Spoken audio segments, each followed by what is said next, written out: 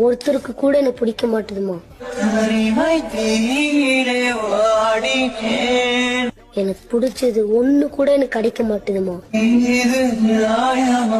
மனம் தாங்குமா என் ஆசைகள் அது பாவமா.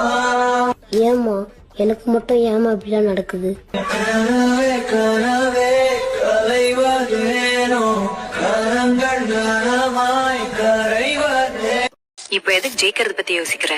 எப்படி ஆரம்பிக்கிறதுன்னு யோசி. நாளை என்றும் நம் கையில் இல்லை, நாம் யாரும் தேவன் கை பொம்மைகளே.